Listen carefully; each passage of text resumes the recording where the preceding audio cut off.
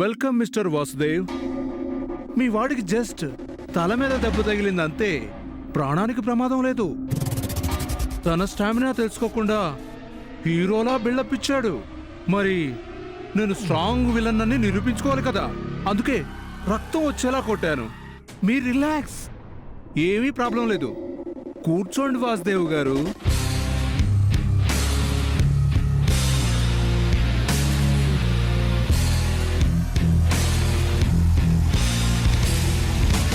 నా జీవితంలో నేను ఎవ్వరి కోసం ఎదురు చూడలేదు.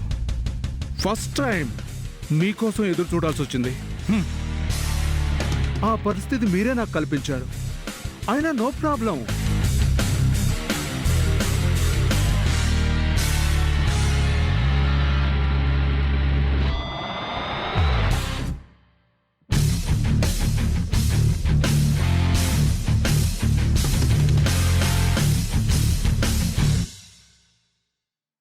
సంతకం పెట్టు.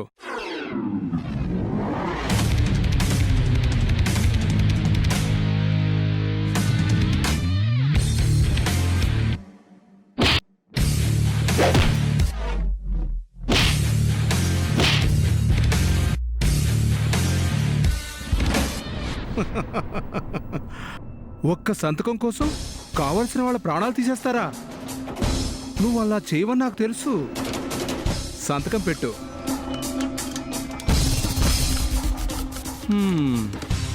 సంతకం పెట్టు.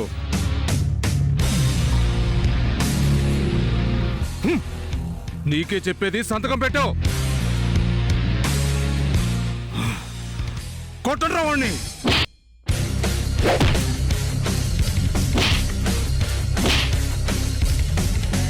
పెట్టు. చెప్తుంటే అర్థం కావట్లేదా? సంతకం పెట్టు. రేయ్, కొట్టండి రావండి.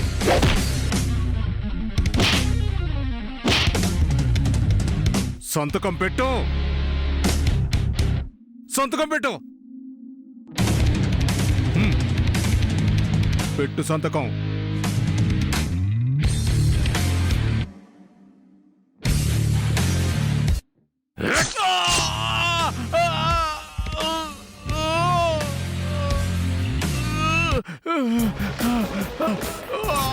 రాయ్, ఇప్పటికే చాలా పెద్ద తప్పు చేశా.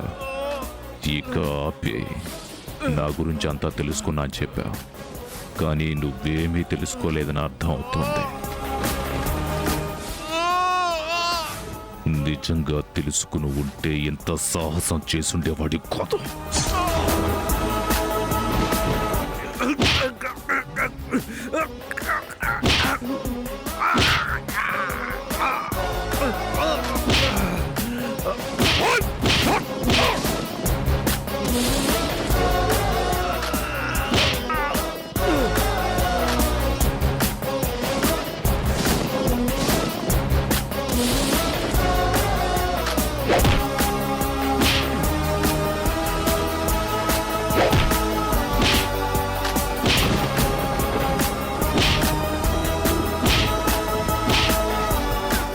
నాన్నెవరు నీనే తెలుసుకొని చావాల్సి వచ్చింది.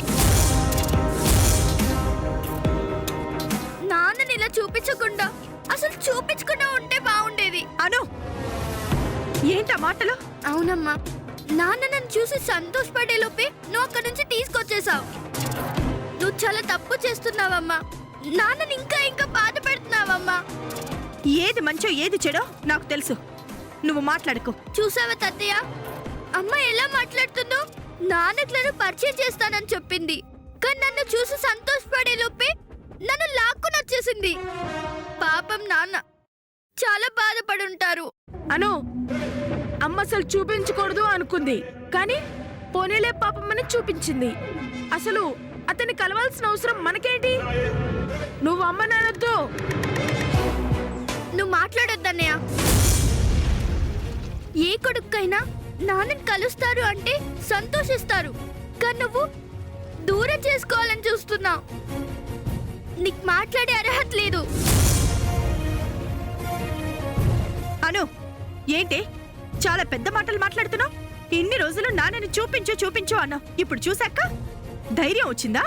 అవునమ్మా, కొత్త ధైర్యం వచ్చింది. ఇన్ని రోజులు నాన్నని పరిచయం చేయమని అడిగినా నువ్వు చూపించలేకపోయినా నేనేమి మాట్లాడలేదు. ఇప్పుడు నువ్వే చూపించావు. అందుకే నాకు కొండంత ధైర్యం వచ్చింది. ఇన్ని రోజులు మా నాన్న ఎవరని మా క్లాస్మేట్ అడిగితే నేను సమాధానం చెప్పలేదు. కానీ ఈ రోజు అందరికీ మా నాన్న వాసుదేవ్ అని అరుస్తూ చెప్తాను. అనో చంపేస్తాను.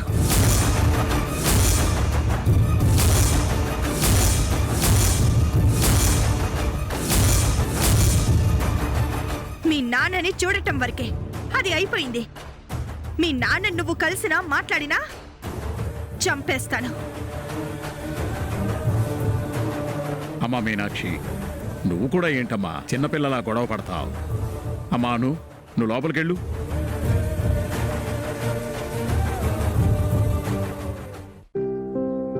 అవునమ్మా, కూతుర్ని చూపించి తీసుకొచ్చావు, బాగానే ఉంది. అతను కొడుకు గురించి అడగలేదా? అంత సమయం నేను ఇవ్వలేదు బాబాయ్. వెంటనే అను తీసుకుని వచ్చేశాను. చూడమ్మా, ఇప్పటివరకు నీకు ఒక సమస్య మాత్రమే ఉంది, కానీ ఇప్పుడు నీకు కొత్త సమస్య మొదలవుతుంది. ఏంటి బాబాయ్ మీరు చెప్పేది? ఇన్ని రోజులు పిల్లలెవరో తెలియదు కాబట్టి వాళ్ళ కోసం ఎదురు చూశాడు. ఇప్పుడు కూతురెవరో తెలిసింది. ఈ రోజు కాకపోయినా రేపైనా వీడు తన కొడుకని తెలిసిపోతుంది.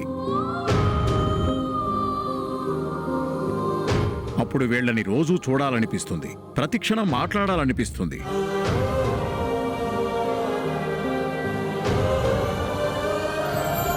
ఆ ప్రేమను నువ్వే కాదమ్మా, ఈ ప్రపంచంలో ఎవ్వరూ ఆపలేరు. ఈ తండ్రి బిడ్డల మధ్య ప్రేమని ఎంతమంది అడ్డొచ్చినా ఆపలేరు. అలా జరిగితే నేనెలా ఊరుకుంటాను బాబాయ్? మాటల్లో చెప్పినంత తేలిక కాదమ్మా. పిల్లల్ని దక్కించుకోవడానికి తప్పకుండా వాసుదేవ్ ప్రయత్నం చేస్తాడు. నువ్వన్నిటికీ సిద్ధంగా ఉండాలి. మళ్ళీ హెచ్చరిస్తున్నానమ్మా, సమస్యని సామరస్యంగా పరిష్కరించుకోవాలి గాని కాదు కూడదని గొడవకెళ్తే పర్యవసానం తీవ్రంగా ఉంటుంది. ఆ తర్వాత నీ ఇష్టం.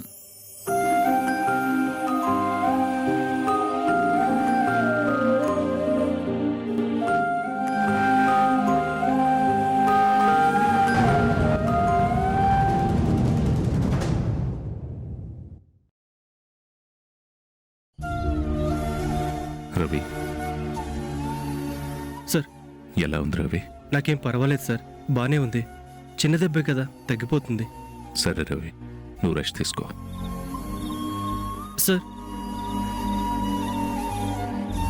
ఏంటి రవి? మీరు మీ పిల్లల్ని కలుస్తాను అన్నారు. కలిశారా? మాట్లాడారా?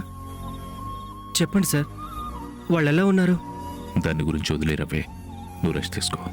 అలా అంటారేంటి సార్? ఏమైంది? పిల్లల్ని కలవలేదా? కలిశాను రవి, నా కూతుర్ని కలిశాను. కానీ నా కూతుర్ని కలిసిన ఆనందమే లేదు. ఏదో చుట్టపు చూపుగా ఒక పాపను చూసిన భావన కలుగుతోంది. అదేంటి సార్? అవును రవి,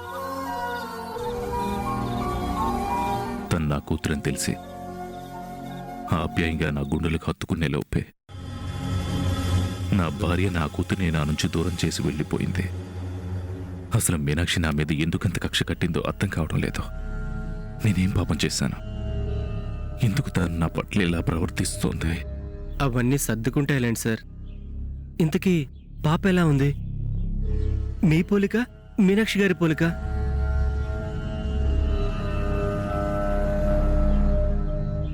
నా కన్నా కూతురు ఎవరో కాదు రవి.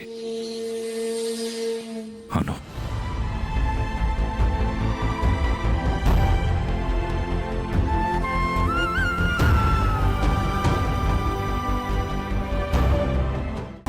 అను ఏమైనట్లు?